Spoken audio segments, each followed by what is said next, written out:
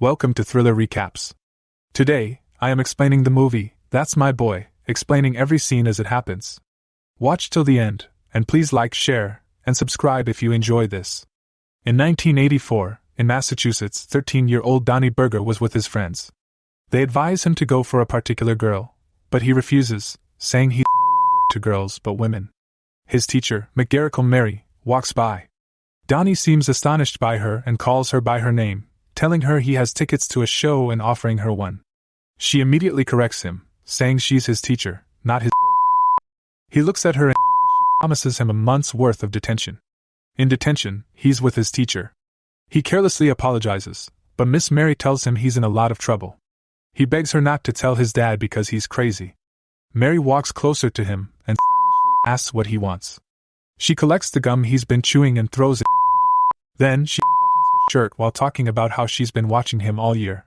Donny was surprised and unsure of what to say as she dragged him to her office. Even during the school's assembly, students could hear their noises. Baffled by where the noises might be coming from, the principal opens up the curtain. Everyone finds Donny and Mary in the act. The students cheer for him as he walks to the stage, while Mary runs away, ashamed. Donny becomes a media sensation for a while, appearing in newspapers and TV shows. He's even been given the opportunity to get rich with his own movie show. In 2012, Donny is now a broke alcoholic. His lawyer tells him he's risking 3 years in prison because he owes the IRS $43,000 in back taxes. If he can pay up by the weekend, his sentence will be suspended. He's advised to place a bet to get the money. Donny agrees but knows it might not work out. His lawyer then suggests he ask his kid for assistance, but Donny tells him they're not in contact since he moved out at 18, though he claims he loved him more than anything in the world. In the next scene, Mary is in court, pregnant. She isn't remorseful and is sentenced to 30 years in prison. The unborn child is given to Donny's abusive father. Donny will assume full custody of the child when he turns 18. He named his kid Han Solo Berger, which surprised the lawyer. Meanwhile, his child had changed his name to Todd Peterson and had become a billionaire, about to marry his fiancée, Jamie. He was preparing to meet Jamie's parents for the wedding. Donny was seen at a bar, talking to a stripper named Champale about his situation.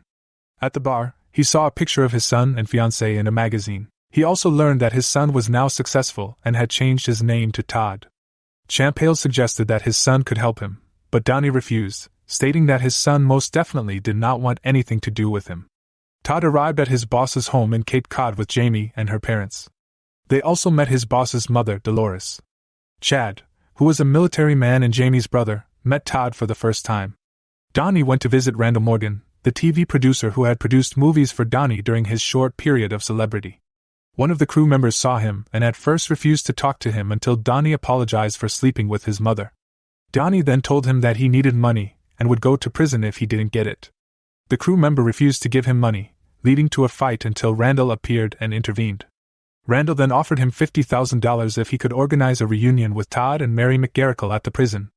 Donny initially didn't want to, but hearing the amount, he decided to do it. At Cape Cod, while Jamie and her family were testing Todd's mathematical skills, Donny arrived. Jamie went outside and saw a drunk Donny. He gave her a book, which he used to prank her. Then he walked in to meet a surprised Todd. Todd introduced Donny as an old friend, as he had earlier claimed his parents were dead. Donny went along with it, and elaborated with a heroic backstory. This seemed to make him well liked by the others, who wanted him to stay. Donny then met with Todd in another room. He told his son he didn't want his money but wanted him to see his mother because she was sick and wished to see him. Todd didn't believe him, but Donny tried to convince him. They argued as Todd called him a useless father, and complained he couldn't go see his mother a few days before his wedding. He also complained that he didn't know how to do most things normal kids could do. He showed his father the insulin he used because he had been given Diet Coke and lollipops for breakfast, causing him to be diabetic. Donny tried to apologize and asked for another chance. Next, they attended a cocktail party where Donny dressed shabbily. Donny met Todd's boss and continued sharing his vague story about how he saved Todd's life, mentioning a burrito and a train accident that never happened. One of the guests recognized him as the guy who got his teacher pregnant. They praised him again for being so brave. The rest of the guests, recognizing him, asked about his son, but he lied again. Some of the men then talked about how they could have done the same thing he did if they had the chance. Donny was then allowed to be Todd's best man. Todd refused, but he had no choice as everyone agreed. Later, they all played games with Donny. Donny continued to stay with the couple when he was told that his TV show had started airing again. He found the couple fighting but said nothing and instead went to talk to his son. He teased his son for wearing bathing shorts in front of people. Todd told him he couldn't even take his shirt off in front of others because of the tattoo his father had given him earlier. Donny then showed him a tattoo he also had. The two ended up laughing until Chad walked in and mistook their moment for wrestling, joining in. Before Todd could get hurt, Donny hit Chad on the head with a bottle, ending the fight. Todd then lied to Jamie, saying that her brother had passed out because he was drunk. Later, Jamie tried on her wedding dress and showed Todd a book that Donny had been giving everyone, talking about his escapades. Todd read the first page and realized his father truly missed him. Meanwhile, Donny went to his room, where he masturbated to Todd's boss's mother's picture. In the morning, she found out Donny had multiple tissue wipes in his room. Todd walked in and realized what had happened. He immediately lied that Donny was sick and tried to dispose of the tissues, warning her not to touch them for fear of getting sick. She offered to get him juice, then advised that Donny shouldn't masturbate so much as she walked out. Donny woke up as she left, and began to mock Todd for trying to stand up for him. They headed to the chapel for the wedding rehearsal. When the priest, McNally, asked for the father of the groom, Jamie immediately said his father had passed away. Donny then added that he died in an explosion. Todd commented that his father deserved it, as he wasn't a great father.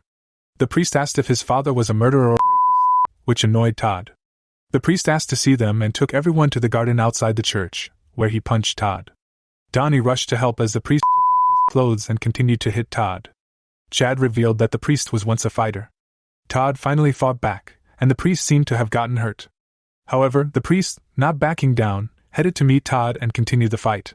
Donny then hit the priest on the head with a bottle, causing him to pass out. The family left the church, and everyone began to accuse Todd of causing the fight. Donny tried to save his son from further embarrassment by blaming himself for the incident, but no one cared to hear his side of the story, as they believed Donny was never wrong. He then told the family that Todd was scared of churches as he was trying to recover. This story seemed to make everyone forgive him. Todd continued with the story, trying to play along. Donny shifted the wedding to a new location. Later that evening, the men went to a spa for their bachelor party. Donny didn't seem to like this and ended up offending the employees and guests. Donny eventually successfully convinced the guys to attend a strip club. They seemed to enjoy it, except Todd at first. They introduced themselves to Donny's stripper friend, who welcomed them warmly and offered a dance. The men got really wild, while Todd sat alone, seemingly not bothered by what was going on. There, Todd met Bree, who knew his true identity. She promised not to tell anyone, and she offered him a drink. They bonded as they danced on stage, while Todd playfully looked at his father. The group got really drunk and went home, with Donny ordering them a ride. Donny and Todd remained and spent time together. Donny gave Todd an earring that he claimed belonged to his mother, the only thing she gave him before she went to prison. He hoped it would become a family heirloom. Todd accepted the earring, which his father helped him wear after piercing his ear. Todd ended up bleeding, but it didn't really affect him. The group then met Donny's friends as they reminisced about old times. They went bowling and skiing and generally disrupted the peace of the neighborhood. They made a new friend. Donny tried to teach his son to ride a bike, but Todd seemed very scared. Donny helped his kid overcome some fears and taught him to ride a bicycle. It started well, but he accidentally hit a car with a couple inside, and they chased him. Returning home, Donny confessed his love for his son and asked to be called Dad instead of his name. Todd agreed to visit his mother in prison. Donny refused and lied, saying they had canceled the visit and his mother was joking. That night, as they prepared for bed, Grandma entered Donny's room and offered herself to him. Todd found Jamie's dress on a mannequin in his room, mistook it for her, and did things with it. The next day, Todd woke up to his fiancée screaming at him for vomiting on her dress. Donny walked in wearing Grandma's robe, thinking something was wrong. Jamie left angrily. At breakfast, Donny proudly recounted his escapades, seeming proud of them. The maid suggested he had been taken advantage of, but he denied it, claiming he loved his teacher and felt a connection with her. He then received a call from Todd, who said he had decided to visit his mother. Donny rushed out to catch up with Todd. Donny caught up with his son at the prison, attempting to get him out by claiming it was his wedding weekend. Todd ignored him and asked if his father was nervous to see her. Later, they encountered Mary, who was surprised to see him. She recreated a scene from the past where she essentially drank from a school hallway sink, bringing back memories for Donny. Todd apologized to his mother for not visiting sooner.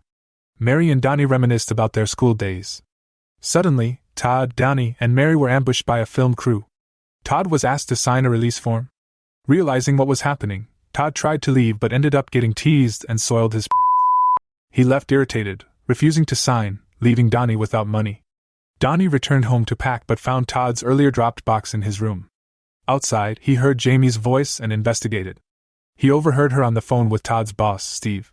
Their conversation implied they had been involved romantically. At a dinner organized by Todd's boss, Steve announced that he wanted Phil as his new partner. As Phil and his wife celebrated, Steve laughed and said he was kidding, then picked Todd as his new partner. Donny arrived and took Todd to a separate spot, where he told Todd that Jamie was cheating on him and he wasn't marrying the right girl.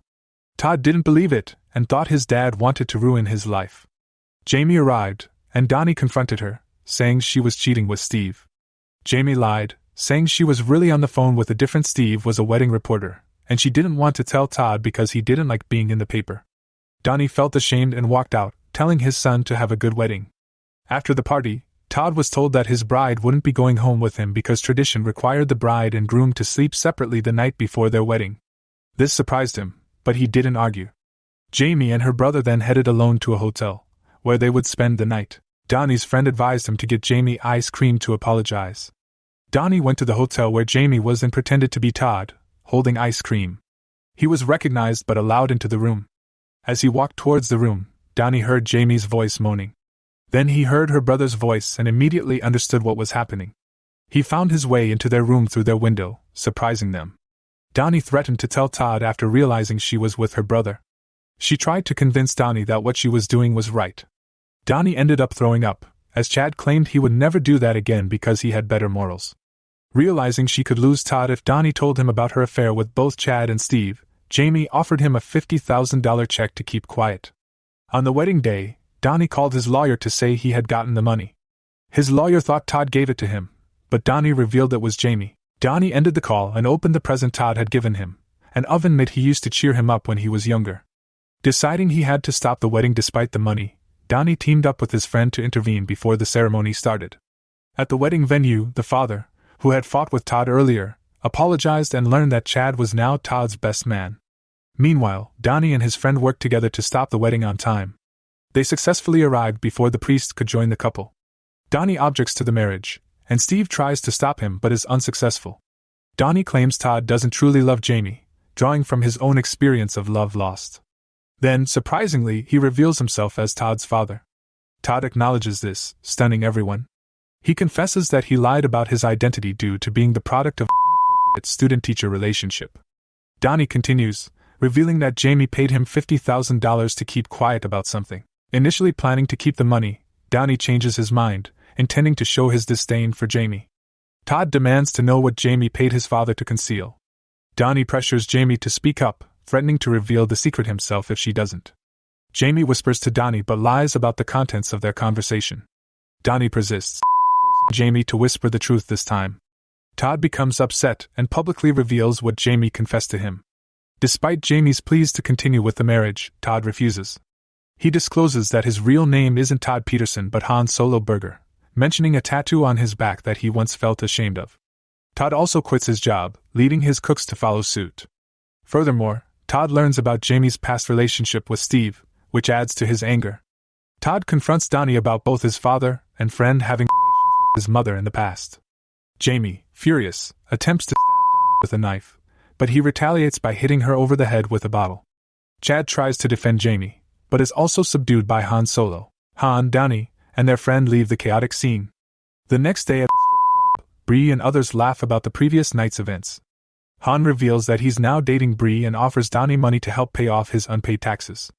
Donny declines, realizing it's time for him to mature and take responsibility for his actions.